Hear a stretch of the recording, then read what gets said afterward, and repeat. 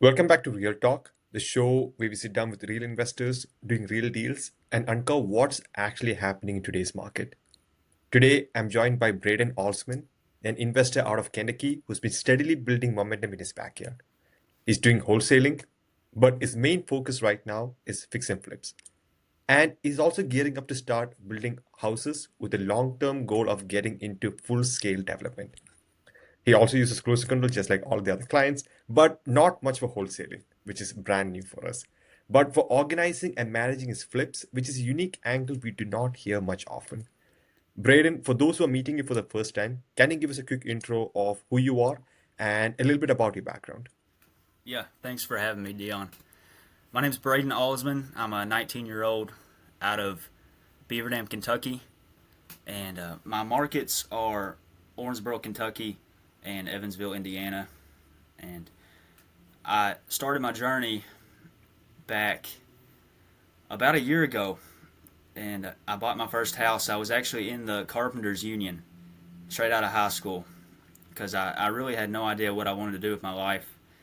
I just knew I wanted to make a lot of money, and thought, well, let's try out the Carpenters Union for a little bit. So I did that, absolutely hated it, and I was like, man, let's watch some YouTube. Let's talk to a couple realtors. Let's figure out how to buy a house.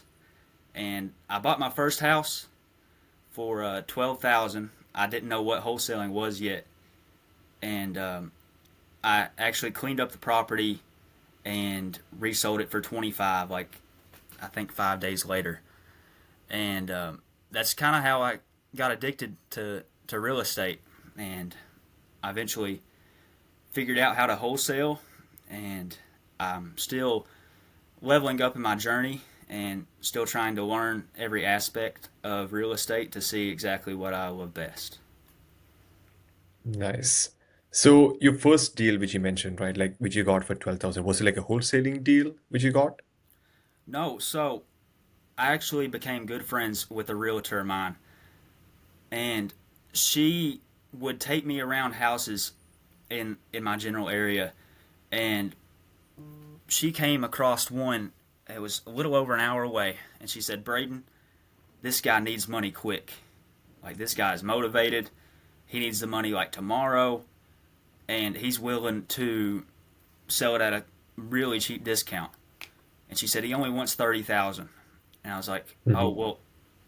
Her name was Jody. I said, "Jody, I don't have $30,000. Like I have maybe 12,000, and that was like pushing it."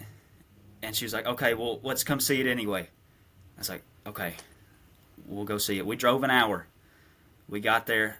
This guy, I don't know why he was so desperate for the money. I think he actually was going to go to jail the next day if he didn't pay some back child support. Hmm. And basically, I told her, I'll get it. I'll give him all the money I have. I'll pay him 12,000. She was like, "Okay, it's done." He agreed to it. I was like, "Wow, okay, here we go." So she helped me set up the contracts on my first deal. I basically gave her, I believe it was like 20% equity just to help me out because I had no clue what I was doing. And that's kind of how it sprang out. It wasn't a wholesale deal. I actually did put up my money, and which was definitely more risky. But yeah, it worked out in the end, so that's all that matters. Amazing, amazing. I think that's like a unique way to actually get started into the real estate business, right? Yeah, very And unique. yeah, and I don't think you were actually planning on getting into it at that moment, but I guess fate somehow pulls you in. hmm I Yeah, just put my trust in God, and when He gives me a feeling, I try to go towards it. So, amen. Nice, man. So obviously, I know you wholesale, but your main focus is flipping. So what pulled you towards fix and flips over pure wholesaling? Any reason behind it? yeah, so like I kind of told you, straight out of high school, I was in the Carpenters Union. I've always liked working with my hands. I like to go out and I after I quit the Carpenters Union, I tried virtually wholesaling for 3 or 4 months, and I actually got a mentorship through Eric Klein, It was good information, but I was sitting at home, I was making calls, and I absolutely hated it. And I wasn't getting any deals, and I was like, man, this doesn't work. You know, why did I quit my job? Am I crazy? And eventually, I was like, okay, first let's go to the backyard. Let's try wholesaling something close to home, something I can check out. Hmm. Yeah. And I did that, and I closed a small $1,000 deal, and I was like, man, that's what I needed. I just needed to break the ice, and then Yeah. I was able to close a couple more, and then I decided to buy my first fix and flip, and it's been a journey for sure. It has not gone perfect whatsoever. It was projected to be a 3 month project, and we just now got finished, and it's been about 6 months. So definitely some hiccups, but we're figuring it out, and I guarantee the next one will be easier. So Nice. So obviously, I know when it comes to fix and flips, like there's a lot of like moving the pieces, right? There's contractors, there's materials, there's timeline. For you, what would you say have been the biggest challenge so far? yeah, that's a great question, Dion. I think contractors is probably the hardest. Um, the guy we chose for the drywall job, it wasn't a big job. He said it would be done in less than a week, and it took him over 4 weeks to get it done. And that set our whole timeline back 4 or 5 weeks. And all the contractors we had lined up were doing other jobs. They ghosted me, Hmm. and yeah, definitely contractors and knowing your materials too. Uh, you might think this is funny, but I ordered the wrong doors 3 different times and wasted about $1,000 on just that, just because the lack of experience. But I guarantee you, next time, Dion, I order doors, I'll get it right. So it's all a part of the process. Nice. No, I definitely agree with you on the contractor side, mainly because one of my friends, she got like a house ex like very recently, and she wanted to do a backyard, and that was like, I think the contractors, like if you want to do it like from a proper contract, I think they were like quoting somewhere close to 50 to 55K or something. And this one particular contractor, he said like he does not have like a proper company or anything. He said like he's fairly new and he was get ready to do it, I think, for like 40K. So she's like, oh wow, that's like easily 15K difference. And but guess what happened? That guy did half the job and then he took the money and then he left. And obviously, I know that even I also helped her get in touch with that guy, but nah, it was like a lot of back and forth, and it was just and then there was a couple of other work was also which are happening in the back end. All of these things were just coming, piling up in between. And without a certain backyard work being done, they could not move forward with a couple of the other fountain work and everything. So, and in the end, what happened? She had to end up hiring another contractor Hmm. and again, end up paying more money than the actual quote. And yeah, I know that happens. And I think I have like I mean, not me personally, but I know a very good friend of mine who when she experienced something very similar. Hmm. Yeah, Yeah, you would think it would not happen that often, but if you don't pay attention, it will happen to you. yeah, And you really have to, when you're talking to somebody, you can kind of get a feeling if you trust them or not, yeah, and you can kind of look at the person and be like, are you lying to me? Like, are you telling me the truth? I feel like that's a good skill of mine. But if you don't know what you're doing, you could yeah, definitely get screwed over. yeah, definitely. And I think one of the most interesting things which I've heard about you is like I know you use closer control for mainly for your flicks and flip side, and I know a lot of the people who I've talked to they mainly use it for wholesaling. So my question is, how exactly has the system helped you on the project management side, like on the flicks and flip side? Could you maybe help us know a little bit more about it? Yeah, of course. So basically, what I'm doing now is I'm cherry picking deals So obviously, if I can buy a deal from a wholesaler, I'm not going to make as much money as if I was the wholesaler and I actually bought it, and I'm Mm-hmm. making another 20 to 30K on the back end. So it's all a slower process, but you can make more money overall when you can cherry pick your own deals. Mm-hmm. Got it. So obviously, when it comes to like fix and flips, the timeline is bigger, right, compared to just wholesaling a deal.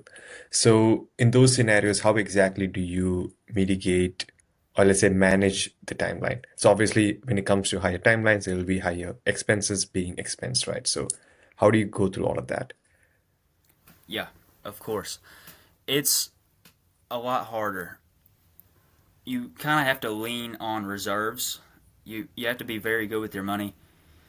Another thing is I do like to try and wholesale a deal or two while I'm doing a fix and flip or Mm-hmm. a couple fix and flips, because if you don't, you will get tight on money. Um, Yeah, you have to be very good at managing your money. nice. And I know this is probably something which you can maybe share with our audience. And I know this is something a lot of guys, especially when you're in the market, make mistakes on. What would you say is the number one mistake you've seen young investors and wholesalers who are new to the market making? Well, a lot of people think that it's easy. Yeah. It's not. It's not easy. Um, some days you'll feel like you're going crazy, and you'll wonder whether it was the right decision. But you have to lean on God and trust His decisions, and yeah, it'll work out eventually. It's Hmm. all God's plan, and we're all in God's world. We're just living in it, and Yeah. that's all it bakes down to, really, Dion. Nice, man. Nice. Because one of the reasons why I asked that question is because a lot of guys they have this feeling, you know what, if I just get into wholesaling, I can make a ton of money, but that's never the case. Like I talked to so many guys and they're like, you know what, dude, like I went like 8 months without a single deal. I've been cold calling since and I've been dialing and easily like some 70 to 80 dials a day and still I haven't seen anything come out of it. And that's what, like, I think there's a lot of misconception, especially when it comes to wholesaling, because the barrier of entry is pretty low, right? But then again, people think because of that one reason, it's too easy for everybody to just come in and make money. But then again, that's not the case. And and I think that's one of the biggest mistakes people make early on. That's what I always feel about it. I completely agree. Completely agree. And yeah. And Braden, if you don't mind maybe sharing with the audience one of the best deals you have come across during your entire real estate experience. Yeah. The So, crazy story. oh, crazy story. Yeah. Okay, I have a story. So, back in September, I met a lead in person. His name was Samuel Tandy. Maybe one of the nicest guys you'll ever meet. He was 80 years old and he had three houses he needed to sell so he could retire, because he used to be a fix and flipper and then he Hmm. eventually rented some out, and these were the last three he had. They were all junk. Like they were run down pretty bad, and I was able to get in there and get him a cash offer, and he didn't want to accept it at first, but about a week later he came back and he was like, Braden, I'm ready, and we set off, and I was actually showing his houses, and we got to the second one. It was a duplex, Hmm. really rough, and one of the buyers that were walking through, they went down into the basement and they're like, "Oh my gosh, there's a snake!" It was a snake on the entrance of the basement coming out of the crawl space, and I'm pretty sure Yeah. it snapped at one of my buyers. And I took this into my own hands. I was like, oh my God, like I started stressing. So I had to literally go in the basement and kill the snake so that the other buyers could go downstairs and see the basement. It, yeah, I'm afraid of snakes too, but you got to do what you got to do to get the deal done.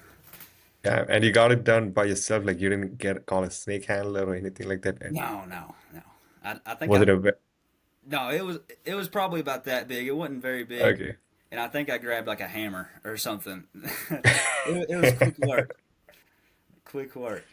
Nice job, man. I mean, obviously, getting things done where it's needed to be done, right? Yep. Do whatever it takes, right? Nice, man. Nice. And I guess before we end the show, one last piece of advice maybe you could share to someone who wants to get started in the real estate game. Yeah. Just this might sound a little corny. I would just say don't ever give up on it. If you're truly passionate about real estate, never give up on it. And there's going to be days where you really do want to give up.